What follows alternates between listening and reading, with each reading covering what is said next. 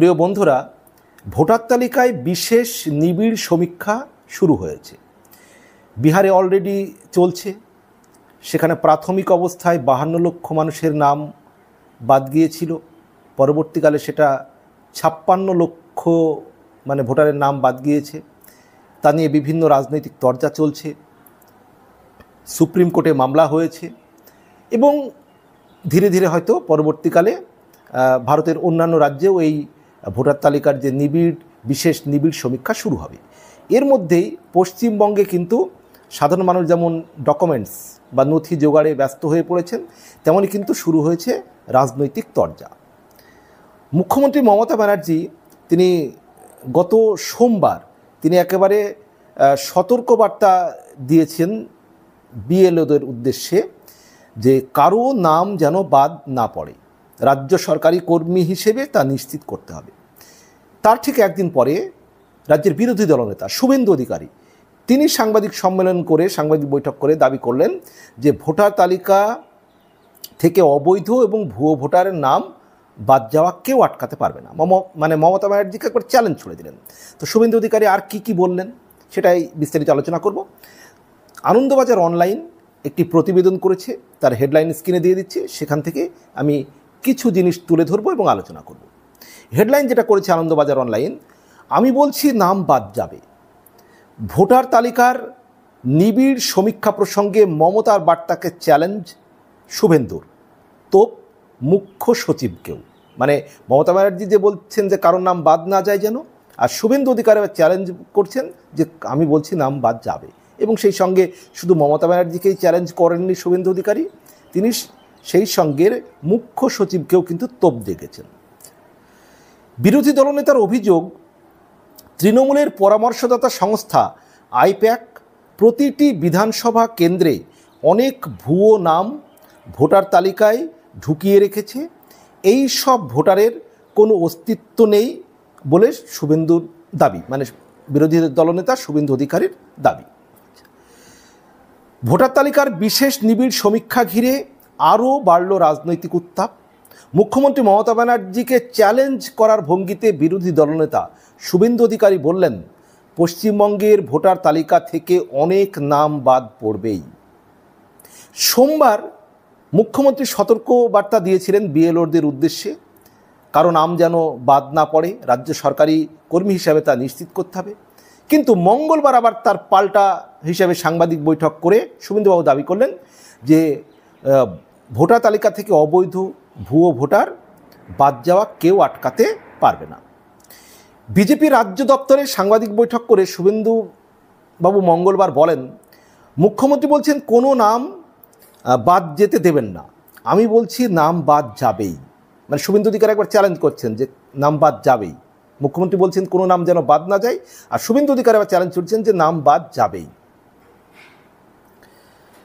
শুভেন্দুর কথায় রোহিঙ্গা বাংলাদেশি অনুপ্রবেশকারী, মৃত ভোটার, একাধিক জায়গায় ভোটার তালিকা নাম থাকা ভোটার এবং মুখ্যমন্ত্রী ও আইপ্যাকের যৌথ উদ্যোগে তৈরি হওয়া ভুয়ো ভোটারদের নাম কিছুতেই তালিকায় থাকবে না। এখন মৃত ভোটার বাদ গেলে তো কোনো সমস্যা নেই, বা যারা রোহিঙ্গা বাংলাদেশে এসছে সেটা আলাদা কথা।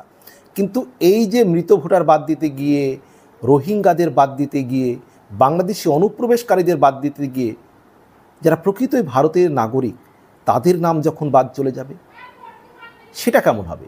সেটা তো কেউ মেনে নেবে না। মুখ্যমন্ত্রী তো সেই জিনিসটাকেই বলতে চাইছেন যে যেন কোনো ভোটার বলতে কারা? যারা ভারতীয় নাগরিক। তো ভারতীয় নাগরিকদের ভোটার তালিকা থেকে নাম বাদ গেলে তো হবে না।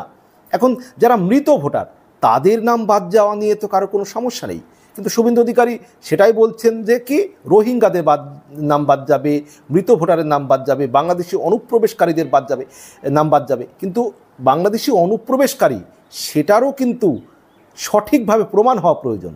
বাংলাদেশি অনুপ্রবেশকারী বলে যেন কোনো ভারতীয় ভোটারের নাম বাদ না যায়, এটাও কিন্তু নিশ্চিত করতে হবে। শুভেন্দুবাবু যেমন বলছেন নাম বাদ যাবে, এই দিকটাও কিন্তু দেখতে হবে।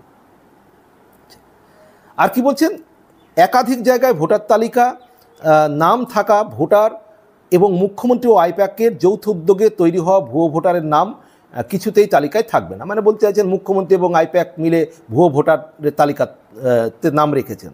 মানে শুভেন্দুবাবুর এটা অভিযোগ, এটা মানে রাজনৈতিক অভিযোগ তিনি করতেই পারেন। এই সব নাম কাটা পড়বেই।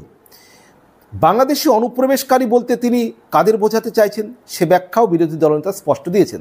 তিনি বলেছেন, প্রতিবেশী দেশগুলি থেকে ধর্মীয় কারণে অত্যাচারিত হয়ে যে হিন্দু, বৌদ্ধ, জৈন, শিখ, খ্রিস্টানরা চলে এসেছেন তারা অনুপ্রবেশকারী নন।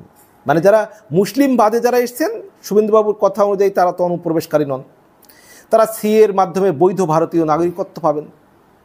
মানে এই যে ওনার মেরুকরণের রাজনীতি, সেটা যে পশ্চিমবঙ্গের মানুষ ভালো চোখে দেখছে না প্রত্যেকটি ইলেকশনের পরে, তারপরেও ওনার কিন্তু শিক্ষা হচ্ছে না।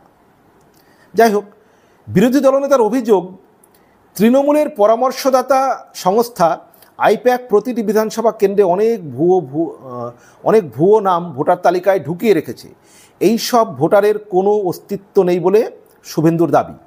2019 থেকে 2024 পর্যন্ত কোনো নির্বাচনেই তৃণমূল প্রকৃত জনমত পেয়ে জেতেনি, এই ভুয়ো ভোটারদের জোরে জিতেছে বলে তিনি দাবি করেছেন।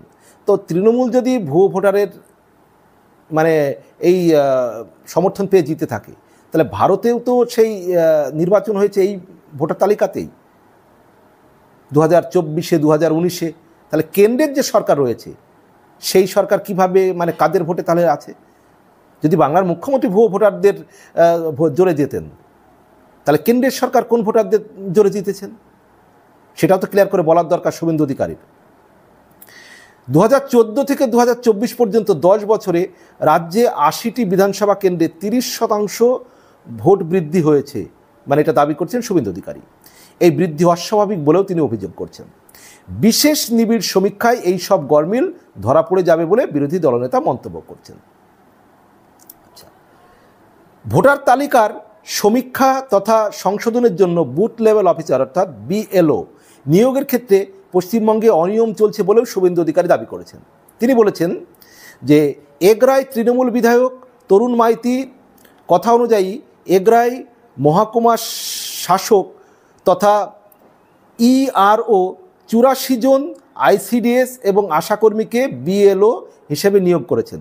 খবর পেয়েই আমি মুখ্য নির্বাচন কমিশনারকে জানাই, কারণ এটা বেআইনি।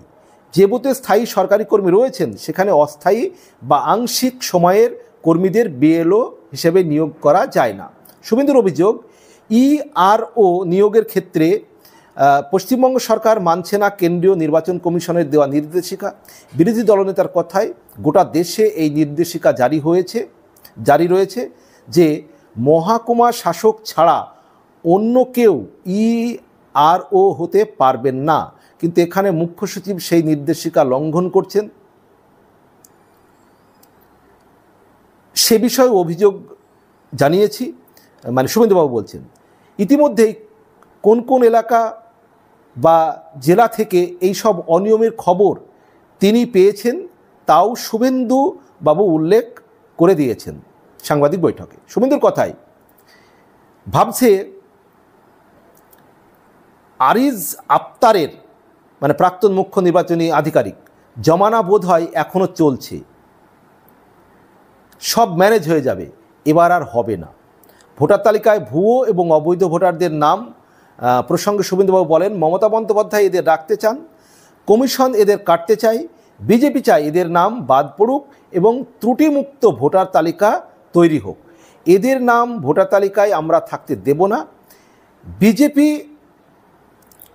এ রাজ্যে একমাত্র বিরোধী দল, আমরা কারো বি টিম সি টিম নই। তো ভালো, আপনারা এ রাজ্যের একবারে মানে পশ্চিমবঙ্গে তৃণমূল কংগ্রেসের বিরোধী দল, সবই ঠিক আছে, কিন্তু ঘটনা হচ্ছে যে আপনি যে বলছেন যারা ভুয়ো ভোটার, যারা মৃত ভোটার, সে নামগুলো বাদ গেলে সেটা নিয়ে তেমন কোনো প্রশ্ন নেই। কিন্তু যদি যারা ভারতের নাগরিক, যারা ভারতে বসবাসকারী, আপনি যেভাবে বলছেন, মানে যেভাবে আপনার ইঙ্গিত তো বুঝতে অসুবিধা হয় না যে আপনি কাদেরকে টার্গেট করে, কোন নামগুলোকে টার্গেট করে বাদ দিতে চাইছেন, সেটা কিন্তু বাংলার মানুষ বুঝতে পারছে।